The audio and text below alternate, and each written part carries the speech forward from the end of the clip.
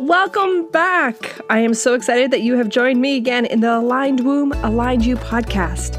I'm Kate Nagai, and I am your host and womb guide on this journey. I'm here to help you to lean into the language of your menstrual cycle so that you can align yourself and awaken and activate to your womb wisdom to live the most inspired life. I am so excited to jump into this episode and to dive into today's topic. So let's get started. Welcome back to the Aligned Womb, Aligned You podcast. I am so excited to have a guest speaker on today to teach me something that I have absolutely no wisdom or knowledge or anything to share on. And it's information that I think is really important because this is a topic that as women, we often don't explore until there is not just a little alarm systems, but really big, massive alarm systems saying, hey, we got to address this. So today we have Keeley Smith joining us. Keeley has been working as a physio for over 20 years. Her own experience with pelvic floor injuries has helped her understand the work and patience it takes to get back to feeling like yourself and doing what you used to do, and the fear of making it worse. Her exercise prescriptions, hands-on work, and acupuncture techniques provide an efficient program to get you back to your optimal health. So today is all about the pelvic floor, and I am so excited to jump into this today. Thank you so much for being here, Keeley. Thank you, Kate. Hi, everyone. I'm Keeley. I was looking forward to chatting with you guys about hypopressives. Yes, hypopressives. So it's really interesting because hypopressives, I really don't know much about. When I was going in my yoga therapy program, we had one other colleague in there, or I had one other colleague in there who was trained as a hypopressive practitioner. And she was mentioning it to me because I was pregnant with my second. And she's like, you should really look into this training. I was like, yeah, I should. And then my baby came and, later on, another baby came. And before you know it, so many years have passed and I've never looked into it. So I'm so excited to talk about the pelvic floor and about hypopressives and what exactly they are. Can you tell us a little bit more about what hypopressives are? Yeah, so basically, hypopressives is the Spanish kind of language for low pressure fitness, is kind of what they use, and they call it hypopressives. And what it is it's a breathing technique. It's 3 normal breaths, 1 false inhale, and we'll talk about that in 8 different postures. And so really, it doesn't take that long to do. I can get people through it in about 8 minutes, and it's an easy routine with no equipment needed to work on the automatic function of the pelvic floor contraction and abdominal contraction. So I really want to preface, most times we're talking about Kegel, that's a voluntary muscle function. So 50% of the fibers of your pelvic floor are voluntary. You tell them to work, you do the pelvic contraction or the Kegel. But the other 50%, which you think of in cough, laugh, sneeze, sexual function, jumping, emptying your bladder, emptying your bowel, those should work automatically. And we didn't have a training system for them until hypopressives came along, actually. So now I have a much better tool to work with those automatic functions or teach someone how to retrain their automatic function with hypopressives, again, which is breathing. And that's where, if you haven't heard or learned, that pelvic floor research is now looking at like how it moves with the breath, right? So this is more around that newer concept if you haven't heard of it before.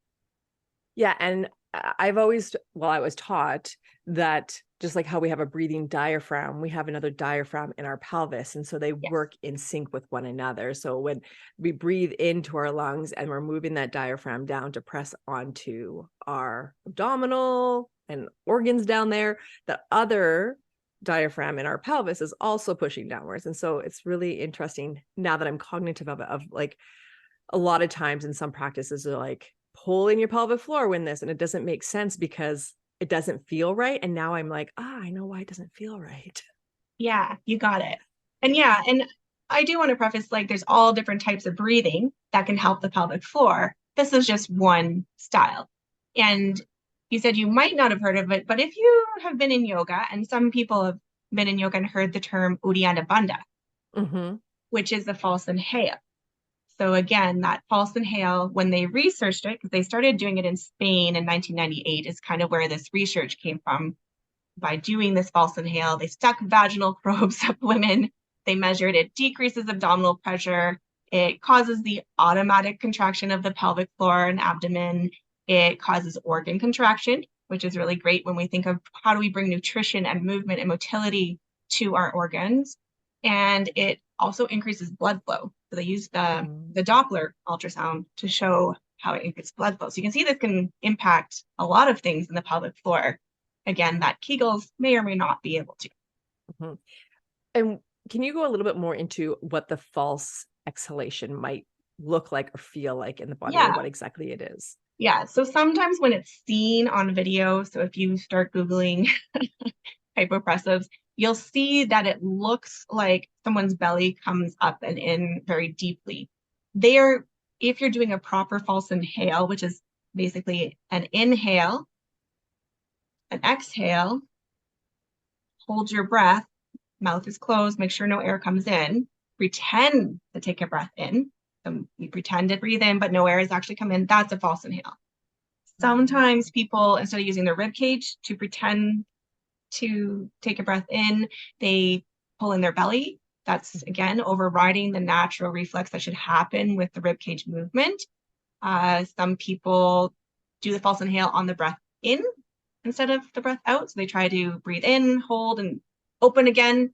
Not quite the same thing. It does have to be at the end of the breath that you hold the breath and do the false inhale. So you have low oxygen and a negative pressure.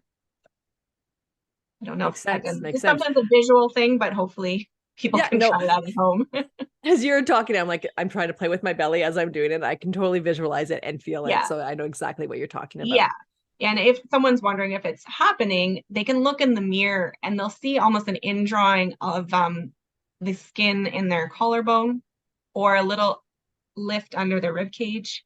Again, it doesn't always look as dramatic as you see on YouTube and stuff, or they tend to portray, unfortunately, thinner people.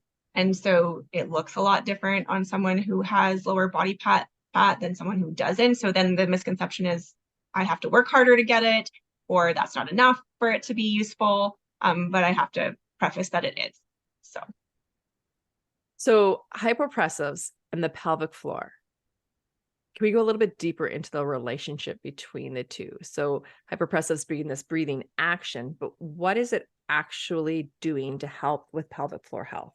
Yeah, so when they, again, stuck vaginal probes in women as they were doing 3 normal breaths plus the false inhale measured a very high contraction on, say, a biofeedback graph. And it was on level or par to a Kegel contraction.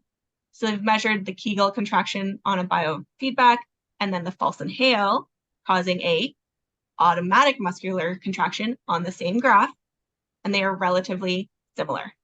Okay, so that was kind of neat. The second thing that it did is if we think of prolapse, so I do really like hypopressive for prolapse. It literally, because it decreases the abdominal pressure, can suck the prolapse back up. And there's a lovely video I show my patients of this. And of course, degree of change for everyone is different, but I think it's really fascinating to see that. And then, of course, on MRI, what they show is the change in angle of the bladder neck or elevation of the bladder in relationship to ribs. So they do see that change in height of organs or prolapse on MRI. And then the third cool thing is like this resting tone of the vagina, which sounds kind of weird. There should be this natural kind of tension we have, right? And when they put a little spring measurement in to measure these women before and after doing their training, the resting tone increased. So when you think of like, well, I always have to hold things in, or no, if we can get that automatic training done, then the tension will just be there. It'll be available to us. I think so many of us forget that because we're always thinking, or at least I think most of us women are trained to think of the pelvic floor as this thing that we have to like contract and hold in, or constantly doing these Kegels. And it can create this is not a technical term, but over tightness in the pelvic floor, like that constant contraction or that constant tightness. And it was really amazing for me to hear from actually my teacher for yoga therapy, one of the main facilitators, how she was saying that she had too tight of a pelvic floor because of all the like yogic breathing and all the like the tension that she was taught to create in her yoga practices, that it was really hard for her for deliveries because she didn't actually know how to relax her pelvic floor. Like she was always in that really toned state versus being able to be in a resting state. Yeah. And sometimes we just talk about strength and relaxation, but hypopressives I actually use for pain with sex, tears, all of that, because it just restores the normal tone, we'll say, right? So we don't, some people who don't get that relaxation piece, sometimes this one is an easier one to do, to trust that it relaxes the pelvic floor. It also, I find, kind of fascially stretches things, and there's a little bit more research coming up that way in the hypopressives, not a lot, but when we think of endometriosis or other conditions where we want things that are bound down, that we want to have a little bit more movement to, this is one way to really go into our organs when we can't touch them and try to stretch and pull and add blood flow. Mm-hmm. And that's one thing that came to my mind, not so much with endometriosis, but as I was listening to you talk, is how does this apply then to people who have a history of chronic period pain? Because what we know about pain is that when it becomes chronic, it means that we've been in it for repetitive amount of time, and so after that repetitive time, it's almost like our mind and our body remember the pain, and so we instinctually start to prepare for a painful period even before that pain shows up, which I'm guessing also shows up in our pelvic floor. Yeah, so people's pelvic floor on their period can feel completely different than when I see them not on the period. So that's always interesting, or was very interesting for me when I started practicing. I do use hypopressives for period pain because it's the only one that can kind of contract and pull on the organs, other than like Chinese medicine can address, period pain from the blood flow standpoint. Visceral therapy, great way to again get those. But what can you do as a patient? Like, yes, we can go to these therapies, but I always want to make sure my patients are independent and they can kind of do the things they need to do without always having to go. So again, a breathing program that pulls and stretches and presses the organ, and I have had it change people's period pain. Again, not everyone, but it can. I think it's so amazing that something that we really underestimate the power on, we don't really give enough credit to the breath and its potential to create effects in the body, its ability to change the body or the mind. And this is essentially what I'm understanding is the central premise around hypopressives is breathing techniques and Yeah, just using the breath, which exactly. doesn't cost any money. So, It's naturally in our body. We don't have to go out and purchase a special breathing machine. Like we yeah, just have to know how to manipulate our own breath, which I think that in itself is so empowering to know. yeah. Yeah. So hypopressives and the pelvic floor. Now, I know you're a physiotherapist as well. Yeah. So when you see people, are you using this in conjunction with physiotherapy? Can you do this on your own? I know that you're also trained in many other modalities. So is hypopressives like this thing that you kind of just add into your treatment plan, or can people see someone just for hypopressive work? That's a great question. So I think it's lucky that Trista Zinn is a personal trainer here in Canada that went to Spain to bring this technique to Canada in 2012. This has been in 1998 in Spain. She had a prolapse. She didn't want a surgery, and she went and found out this technique, did all the training, brought the trainers here to train them, and made it open to any trainer, health professional, so that they could pass it on to other people. So you can find on the Hypopressive website trainers who are trained in the hypopressive method, physios, trainers, chiropractor. I know in Nanaimo, there's a chiro or Comox, I can't remember, but so lots of people have started taking this training.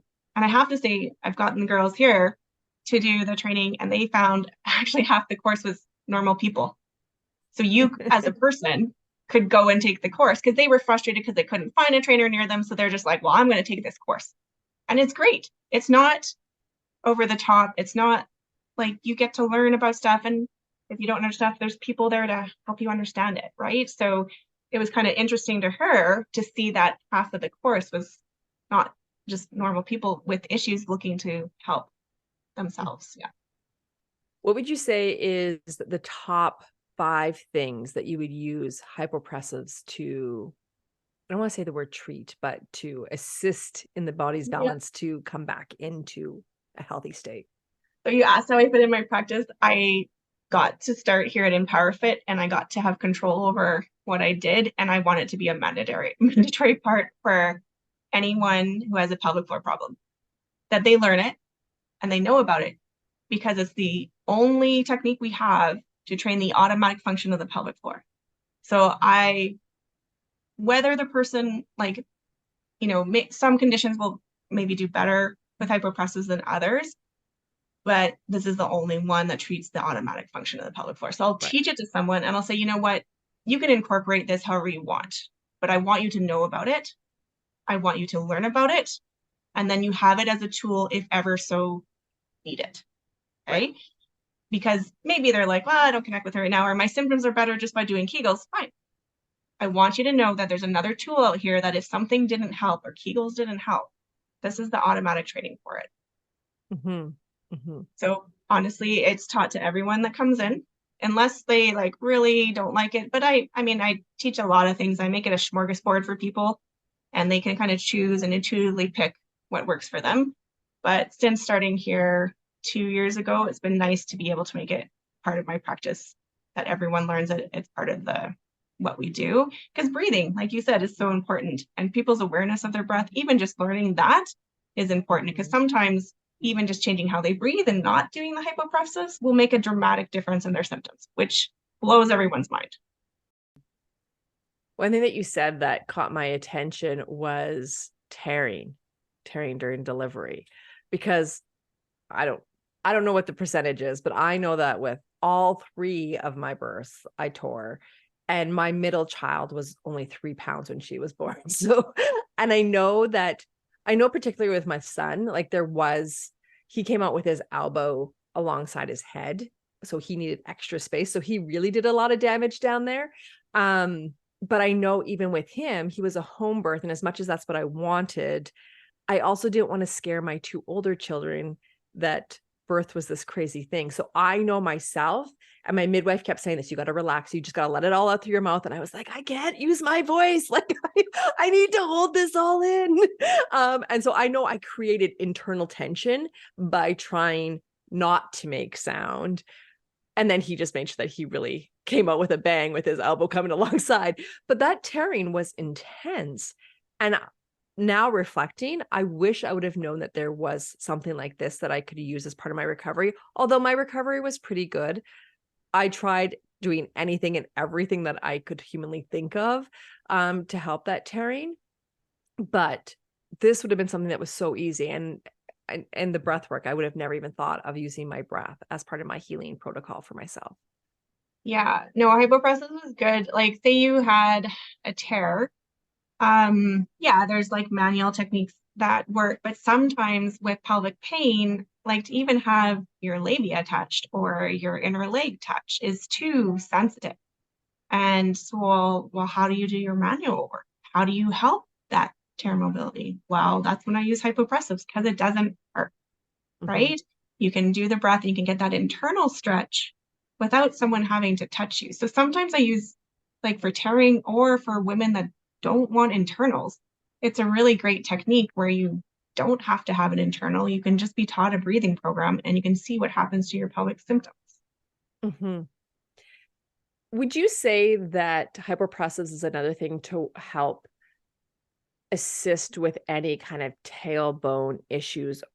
I know from what you're saying right now, I envision that it's going to help with any kind of scar tissue, because once again, the breath's using this way to manipulate the tissue internally to create that stretch and to create that hydration. But with tailbone issues, which like it's in the pelvic floor region, but I don't think a lot of people see the tailbone as part of the pelvic floor. Right. I'm going to kind of jump to what you talked about when we're talking about tailbone. Yes, pelvic floor attaches to the tailbone, right? Runs from the tailbone to the pubic bone. So any type of tailbone pain can be worked on. And when you're thinking of moving tissue with the hypopressives as well, remember we're in different postures. So we start adding like arm movement and leg movement to pull through those tissues while you're holding the breath as well to create that stretch. So yeah, when you're like, well, people don't think of tailbone as pelvic floor, and you're wondering, well, how do I know if my pelvic floor is a problem? There is a new screen that's been studied, actually. So it has like empirical evidence that it's a proper screen, not just made up questions that people can check off. That is called the Korean Pelvic Dysfunction Screening Protocol. So you can Google this because you can find it. And these girls are from the States and they researched, well, how can we ask some questions that actually identify to 98% that someone has a pelvic floor dysfunction. So that just means their muscle is involved with their problem. Okay, so say you have uterine pain and you want to know if your pelvic floor is involved with your uterine pain, you would go through this questionnaire. Tailbone, same thing, because sometimes it's paraspinals, right? It's not necessarily pelvic floor. You could go through the screen to see, oh, is my pelvic floor a problem? Back pain. Is my pelvic floor a problem with my back pain? Hip pain. Is my pelvic floor a problem with my hip pain? So basically, yeah, if you go through the Korean pelvic dysfunction screening pool and you check 3 of the things, then that indicates that pelvic floor dysfunction is likely, and you should see a pelvic floor therapist to see what you can do about that part of the problem for your pelvic muscles. Right. Completely makes sense. Now, I already think I know the answer in my head, but if you can share your answer, that'd be great. I know, like, we've talked a lot about this helping with pelvic floor dysfunctions and helping with period dysfunctions, but we haven't really touched on fertility.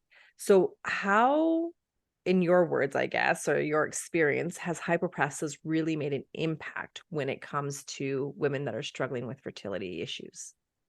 Yeah, so this was less research. So I don't have as much information for you on fertility other than the basic concepts of increasing blood flow, right? Mm-hmm. If we think of stress affecting fertility, changing your breathing can stimulate the nervous system differently, right? Yeah. And then dealing with, say, pain with sex was stopping you from, having sex and conceiving, then of course, we'd use pelvic floor stuff. But yeah, for hypopressors specifically in fertility, I wish there was more information, but it would be like secondary interpretation, like how do I increase blood flow to my organs? This is one of the ways. Right. Do I have specific research for fertility? Not really.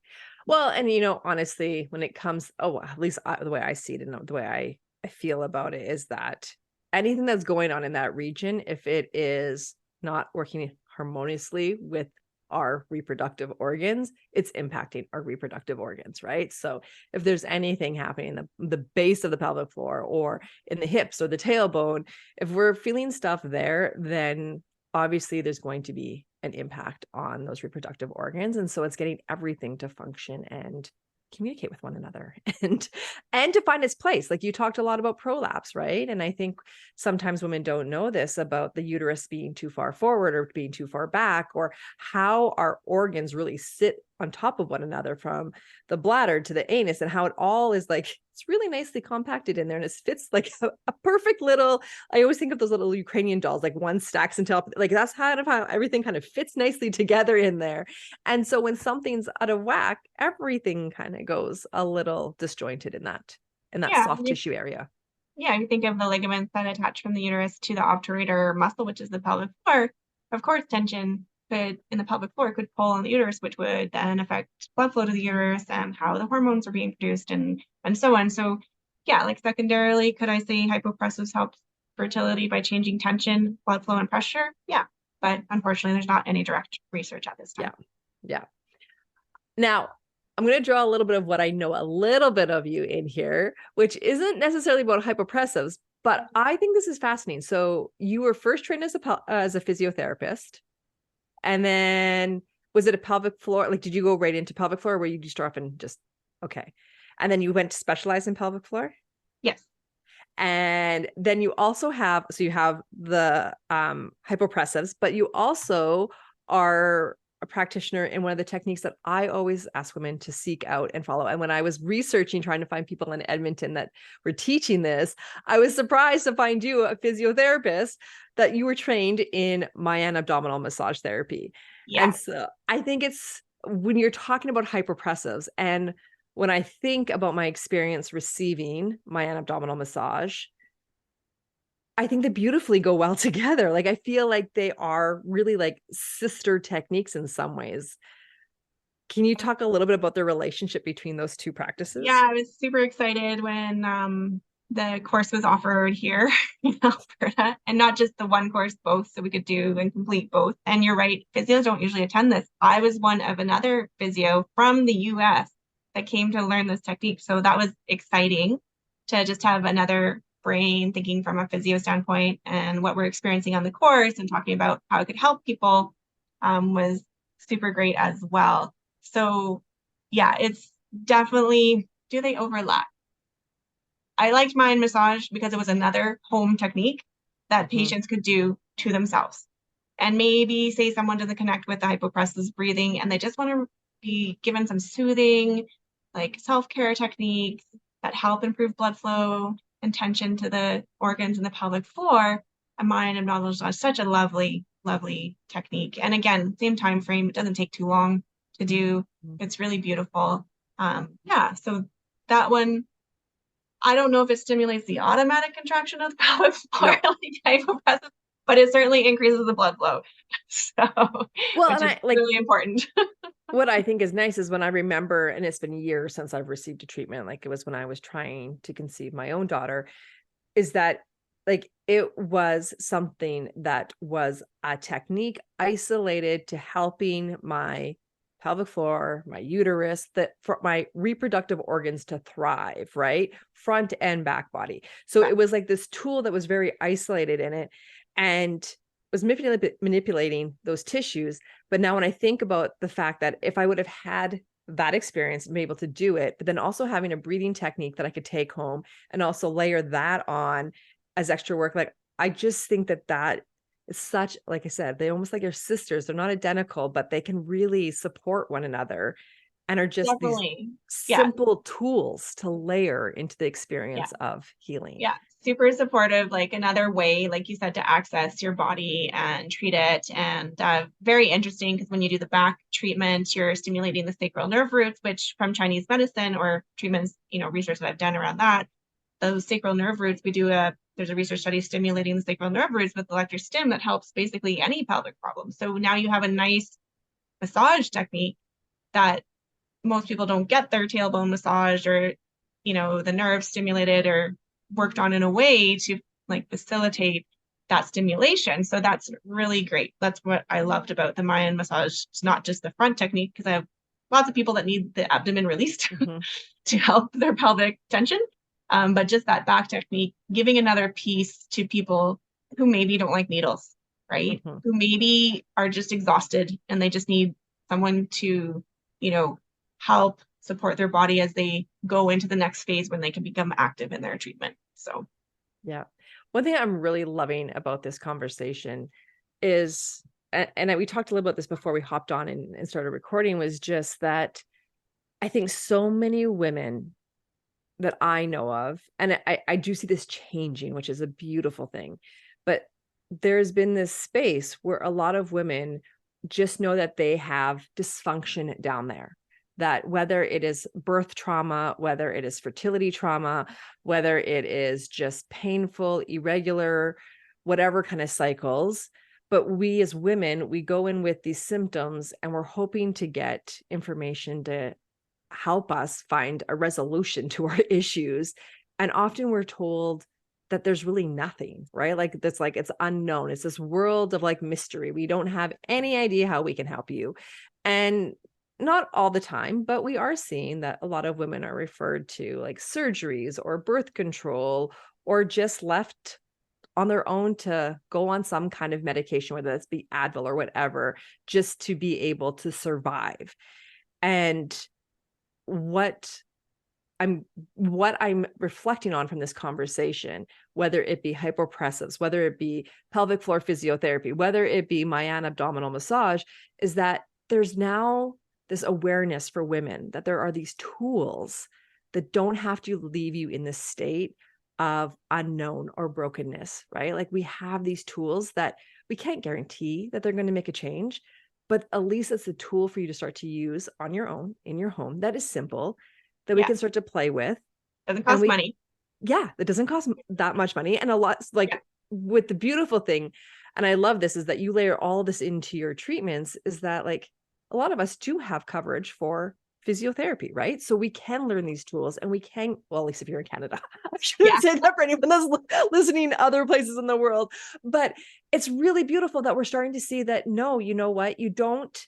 And I always say this, like, doctors are amazing and we need them, but we have to treat them as consultants as well, right? And so when we don't get the support or the info or the resolution that we were hoping for, not to just close the door and say, I have to survive like this. I just have to like live in this pain for the rest of my life until I hit menopause, and then hopefully it'll be better, right? Like, I'm so happy that we're starting to see this emergence of these tools and these resources and these practices that are starting to put the power back in women's hands of trusting that they can bring balance or vitality or health into their womb space, their pelvic floor, however you want to refer it. Yeah. Yeah, the changes, like there's again from the Cuisine group, they talk about in the last 10 years for pelvic health, the changes that have happened and the research that has happened is crazy. Like I started in 2009, and the tools that I had for my births weren't even available when I had my births. Like all the things, like you said, I wish I had this. I mean, women were already saying it, but I'm saying it, it's only been 10 years. Yeah, it's changed so much that we have so much more information now that even if you think of 5 years ago, you weren't given an answer, there might be an answer now, right? So that's super crazy when we think research usually takes 17 years. It's been super fast in pelvic floor, plus the new young pelvic PTs are getting very social and on social media and spreading that word more and more. When I started, there was only 9 pelvic floor physios in Edmonton. Now there's like over 50 for sure, at least. Yeah. And that is so amazing.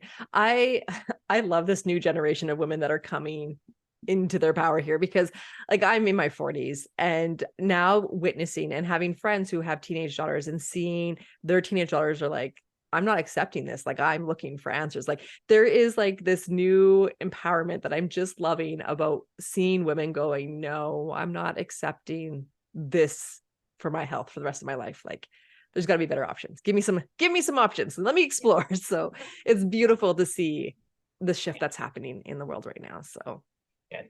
Yes. Well, Keeley, this has been a really great conversation. I have loved learning about hypopressives. I am so curious to dive a little bit deeper into understanding them, and maybe even going to learn a little bit more for my own body and to using this practice, because I just can see so many different ways that therapeutically it can help. It'll be such a great tool, such a great tool. So I like to end these calls with a womb-led tip. Do you have a womb-led tip for our audience today? So my womb-led tip is start to pay attention to your breath. So even as you take a breath in and you take a breath out, see if the ribs fall down like an umbrella. See where you breathe into your back or your chest or your side ribs. And start to breathe differently. I love it. I'm so going to re-listen to that and continue to practice that. That's great. Thank you. And if anyone wants to learn more about what you're doing, where you're working, what you're offering out into the world, how can they find you? Yeah, I work at Foxglove Wellness, which is by Bonnie Doon Mall, Tuesdays and Thursdays. And I work Monday, Wednesday, Fridays here in Sherwood Park at Empower Fit. And there is some online classes that I have taught as a guest instructor on Heart and Bones Yoga. So if you happen to be access to that, that's another way as well. Perfect. Thank you so much. And all of her links are going to be added into the show notes below. So go and check out her work and where you can find her, and start working on this pelvic floor health. And hypopressives to change our relationship to how we are feeling when it comes to the pelvic floor. Yeah. Newer stuff that we know, training the automatic stuff that is different than what we knew before. Yes. Thank you so much. Thank you, Kate.